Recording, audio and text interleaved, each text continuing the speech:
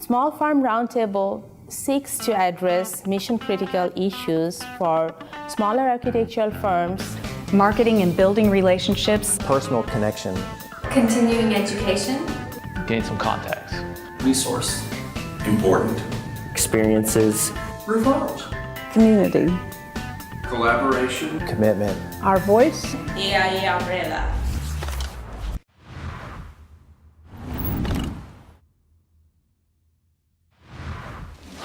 Asking an architect what their favorite type of architecture is kind of like asking a parent what their favorite child is.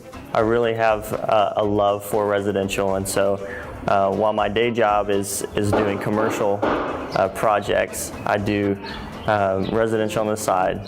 Actually, I decided I wanted to be an architect when I was in junior high because of my artwork. I'm a big fan of Romanesque Revival, and that's because I grew up on the campus of Kansas State University. Both my parents are on the faculty there. All parents have favorites, but they don't actually want to admit it. That's why I only have one child, so I'm not in that position. But I definitely enjoy doing residential because it allows you to get a little bit more experimental. I knew I was going to be an architect since age 10. The orchestration of so many people and so many disciplines to create a place has always drawn me to want to be an architect. there have been a lot of challenges. That's one of the cool things about working in a small firm is there's always something going on. I was certainly thrust into a place where I no longer had the support of a larger firm. I didn't have the continuing education of a larger firm. I think the challenges are really not having a wealth of support. So you don't have 10 people that you can go bounce ideas off of. A lot of times you may be limited in that regard. Fear of legal battle, different issues with insurance, legal aspects and stuff like that, and ever-changing rules and regulations. You may be in a position where you're just inundated with inquiries at one time of the year, and then maybe that 6 months later, it's crickets for 3 or 4 months. The biggest challenge that we all face is to be able to communicate back to a client how we interpret their vision. And to be able to communicate that to them in a way that they can see it and understand it, both verbally and through, of course, our craft of drawing. Getting teams to work well together and getting everyone to contribute their best and complement each other, and as well as dealing with the people on the client side and the people on the team side. And bottom line, for most small firms, it's manpower. I mean, there are always more things to do than there are people to do them, and that's a challenge in a big firm as well, but it's more easily spotted in a small firm because you're kind of exposed at times. So figuring out how to get the work done at the level of excellence that you expect of yourself as a professional can be challenging. For us, it's retaining talent. We have some amazing people that work for us, and you can just look at them and tell that someday they're going to be running their own office. They're too good to stay in our small house.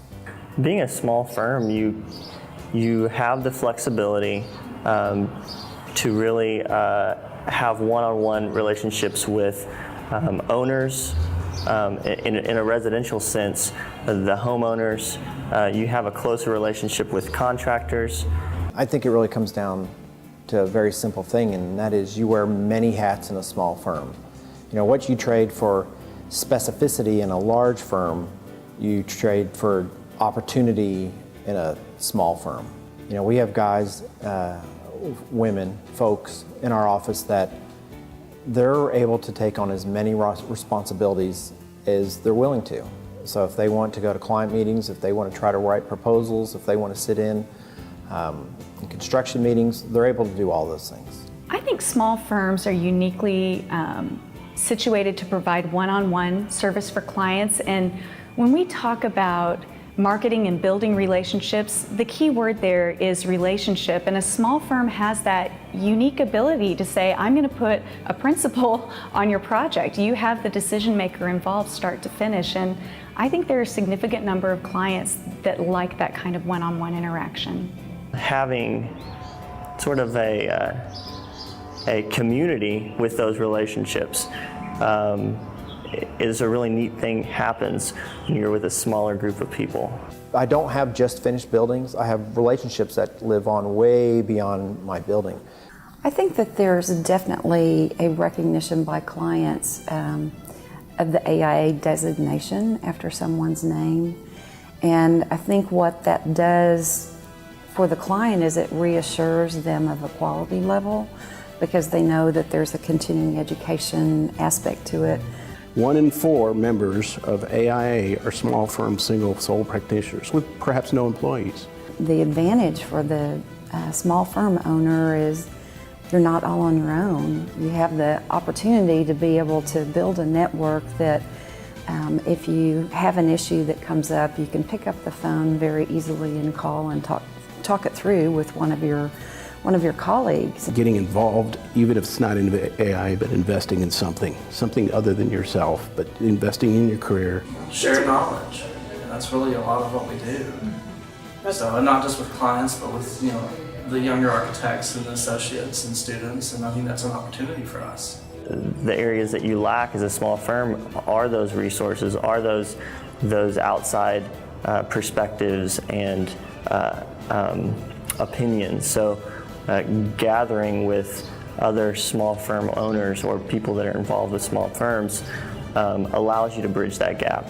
There's the camaraderie, the fellowship of getting to know one another at more than just a professional level. The Small Firm Roundtable has been an opportunity for me to get back involved a little bit more in AIA. It's great to have continuing education opportunities that are targeted at the unique needs of small firms.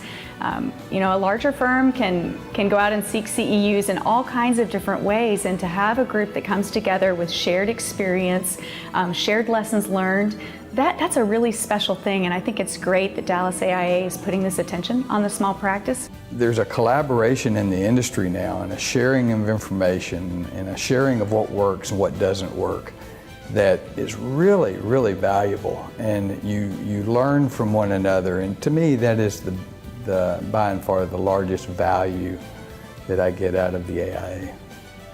There's this give and take that's part of the process because it's theirs, they own it. I think that's one of the major differences of why should somebody work with a small firm? That's why. They're going to treat that project differently because it's going to mean more to them, I believe.